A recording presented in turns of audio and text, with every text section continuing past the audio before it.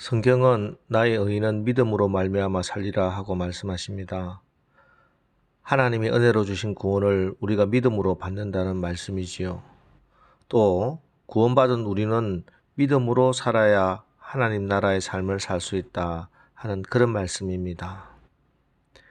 그런데 문제는 이 믿음의 길이 평탄한 꽃길이 아닙니다. 부담도 안 되고 장애물도 없고 평안한 길은 언제나 세상의 방법과 세상의 삶이지 하나님이 요구하시는 믿음의 길은 늘 장애가 있고 또 힘들어서 부담스러운 것이 사실입니다. 그럼에도 불구하고 우리는 믿음의 길을 걸어가기로 작정합니다. 왜냐하면 장애물이 있고 불안하기도 하지만 그 장애를 뚫고 나가면 언제나 그 결국이 좋았기 때문입니다. 믿음의 선택이 늘 옳았기 때문입니다. 그렇습니다. 내 뜻대로 살고 내 욕심을 이루고 살면 천국이 될 것 같지만 그렇지 않습니다. 하나님의 뜻대로 살고 하나님의 방법대로 살고 하나님의 비전을 이루고 살아야 우리의 삶의 자리가 하나님 나라 천국이 되는 것입니다. 그래서 오늘 새벽에 저는 성경에서 모든 장애를 뚫고 믿음의 길에 승리한 한 사람을 소개합니다. 그 사람은 유대인도 아니고 남자도 아닙니다. 이방인 가나안 여인 수로보니게 여인입니다. 오늘 마태복음 15장 21절 이하의 본문은 예수님이 두로와 시돈이라는 이방 땅에 가셨을 때 일어난 사건입니다. 두로와 시돈은 갈릴리 북쪽 가나안 영역에 속한 이방 땅이었습니다. 더구나 시돈은 아합 왕 때 바알 신을 이스라엘 안으로 끌고 들어온 악녀 이세벨의 고향입니다. 그래서 유대인들이 그 사람들을 싫어합니다. 그런데 이 이방 여인은 예수님을 찾아왔습니다. 그 이유는 자기 딸이 귀신에 들렸기 때문이었습니다. 꽃같이 예쁘게 자라야 할 딸이 귀신에, 그것도 흉악한 귀신에 들렸습니다. 아마 이 딸이 이 더럽고 추악한 병에 시달릴 때마다 어미의 마음이 무너져 내렸을 것입니다. 때문에 이 어머니는 딸이 나을 수 있는 길을 백방으로 힘써 찾아보았을 것입니다. 그러던 중 예수님에 관한 소문을 듣게 된 것입니다. 예수님을 만나면 귀신이 두려워 떨며 도망가고 걷지 못하던 자가 일어나고 보지 못하던 자들이 눈을 뜨고 죽은 자가 살아난다는 것입니다. 그래서 분명 이 여인은 예수님을 만나게 해달라고 간절히 기도했을 것입니다. 학자들은 오늘 본문에서 예수님이 두로와 시돈 지역으로 가신 것이 일시적으로 핍박을 피하고 제자들의 집중 훈련이라는 계획 속에서 움직이셨다고 설명하지만 제가 이 본문을 읽고 묵상하는 가운데 하나님께서 저에게 주신 마음은 내가 그곳에 간 것은 이 불쌍한 한 여인의 기도 응답이었다 하는 마음을 주셨습니다. 한 가련한 어미의 주여 나를 불쌍히 여기소서 하는 이 간절한 기도에 대한 하나님의 응답이 우리 예수님의 발걸음을 이방 땅으로 옮기게 하신 것입니다. 여러분의 삶의 문제 한복판으로 우리 예수님을 초청하십시오. 믿음으로 간절한 마음으로 주님께 기도하십시오. 우리 주님은 우리의 간절한 기도를 절대 외면하실 수 없으신 자비하신 주님이시고 또 우리 주님은 당신을 찾는 자에게 반드시 찾아오셔서 그 모든 문제를 해결해 주시는 전능하신 하나님이십니다. 그렇습니다. 모든 문제 상황 가운데 예수님이 오셔야 합니다. 성령이 임재해 주셔야 합니다. 그러면 하나님 나라가 그 가운데 임하는 것입니다. 모든 것이 회복되는 것입니다. 그런데 문제가 있습니다.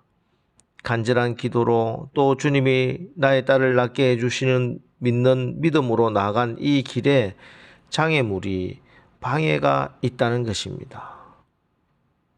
예, 그렇습니다. 말씀드렸다시피 부담도 안 되고 장애물도 없고 평안한 길은 언제나 세상의 방법과 세상의 삶이지 하나님이 요구하시는 믿음의 길은 늘 장애도 있고 힘들어서 부담스러운 것이 사실입니다. 그러나 이 장애가 어떤 이들에게는 믿음에서 떨어져 나가는 핑곗거리가 되지만 하나님의 은혜를 입은 우리에게는 더 큰 믿음으로 나가는 축복의 통로가 됩니다. 오늘 이 이방인에게도 장애가 있었습니다. 방해가 있었습니다. 그러나 이 여인, 이 장애물과 방해물이 주님으로부터 떠나는 핑계가 아니라 더욱더 주님께 더 가까이 가게 됐고 마침내 딸의 병도 낫고 주님으로부터 놀라운 축복과 칭찬을 받는 주인공이 되었습니다. 오늘 이 여인의 믿음의 자세를 보십시오.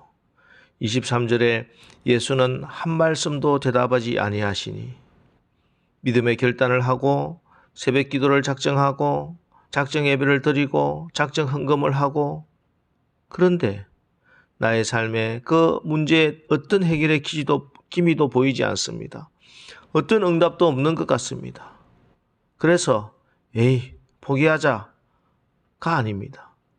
이 여인은 낙심하지 않고 더욱더 간절하게 부르짖으며 주님께 나갑니다. 제자들의 냉대도 예수님의 침묵도 이 여인의 믿음의 열심을 꺾지는 못했습니다. 심지어 26절 자녀의 떡을 취하여 개들에게 던짐이 마땅하지 아니하니라 마음에 비수를 꽂는 그런 말씀입니다. 상처는 꽃으로도 건드리지 말라고 했는데 여러분 부부간에도 그냥 덮고 넘어가야지 절대 건드리지 말아야 하는 상처가 있잖아요. 그런데 오늘 이 여인에게 우리 주님은 늘 가슴 아프게 생각하던 자기의 깊은 상처, 뼈아픈 콤플렉스를 건드리시는 것입니다. 무서운 시험입니다. 그러나 이때 우리 주님도 깜짝 놀랄 믿음이 고백되어집니다. 27절 여자가 이르되 주여 올소이다마는 개들도 제 주인의 상에서 떨어지는 부스러기를 먹나이다 하니 그랬더니 28절 이에 예수께서 대답하여 이르시되 여자여 내 믿음이 크도다 내 소원대로 되리라 하시니 그때로부터 그의 딸이 나으니라. 여자여 내 믿음이 크도다. 예수님도 이 여자의 믿음에 깜짝 놀라셨습니다. 예수님이 감동하신 믿음이었습니다. 우리가 신앙생활을 하면서 하나님을 감동시켜 드리는 일, 하나님을 깜짝 놀라게 만들어 드리는 일은 우리 인생의 최고의 사건입니다. 여러분, 우리가 무엇으로 하나님을 기쁘시게 하고 우리 주님을 감동하게 할 수 있겠습니까? 믿음이 없이는 하나님을 기쁘시게 하지 못하나니 하나님께 나아가는 자는 반드시 그가 계신 것과 또한 그가 자기를 찾는 자들에게 상 주시는 이심을 믿어야 할지니라. 여러분, 믿음이 없이는 하나님을 기쁘시게 하지 못합니다. 하나님이 기뻐하시는 것은 바로 믿음입니다. 어떤 장애도 뚫고 하나님 한 분만 바라며 낙심하지 않고 기도하고 또 기도하면서 낙심하지 않아서 응답받는 그 믿음을 가지고 주님 앞에 나갈 때 우리 주님이 기뻐하시고 주님이 감동하시는 것입니다. 여러분, 지금 우리 모두가 힘든 시간을 지나고 있습니다. 그러나 이 시간은 동굴 속으로 빠져들어가는 시간이 아니라 포기해야 할 시간이 아니라 터널을 지나가는 시간이고 다시 무릎을 꿇어야 하는 시간이고 우리의 믿음이 회복되어야 하는 시간입니다. 매달리고 매달려도 해결되지 않는 문제가 있습니까? 한 번, 두 번, 10번을 두드려도 열리지 않는 문들이 있습니까? 그럴수록 하나님의 말씀과 하나님의 성품을 붙드는 믿음이 회복되길 축복합니다. 믿음의 주여 또 온전하게 하시는 예수님의 얼굴을 바라보십시오. 한 번만 더 참으시고 하루만 더 인내하시고 하나님 앞에 기도하시기 바랍니다. 그래서 지금도 살아계셔서 우리의 기도를 들으시고 응답하시는 하나님이 주시는 그 믿음의 상을 받아 아버지께 영광을 돌리는 오늘 하루 복된 날, 승리의 날 사시기를 주님의 이름으로 축원합니다. 기도하겠습니다. 하나님, 의인은 믿음으로 산다고 말씀하신 대로 오늘 하루도 저희들이 세상의 욕심에 따라 사는 사람들 아니라 믿음으로 사는 자들 되게 성령께서 인도하여 주옵소서. 오늘 가나안 이방 여인의 믿음을 통해 참으로 값지고 능력 있는 믿음을 봅니다.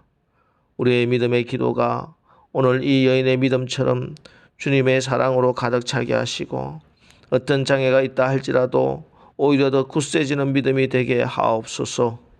세상의 환경을 보고 포기하거나 낙담하여 하나님을 슬프게 하는 자들이 아니라 낙심하지 않고 기도하여 낙심하지 않아 응답받음으로 살아계신 하나님을 증명하는 그런 기적의 주인공들 다 되게 축복하여 주옵소서. 예수님의 이름으로 축복하며 기도합니다. 아멘. 오늘은 여러분의 믿음을 위해서 우리 기도하고 나가겠습니다. 오늘 말씀을 생각하며 주여 저에게도 강건한 믿음을 주옵소서. 믿음으로 승리하게 하옵소서. 오늘 말씀 붙들고 기도하시고 또 오늘도 세상에 나가서 하루를 승리하시기를 바랍니다. 우리 다 같이 기도하겠습니다.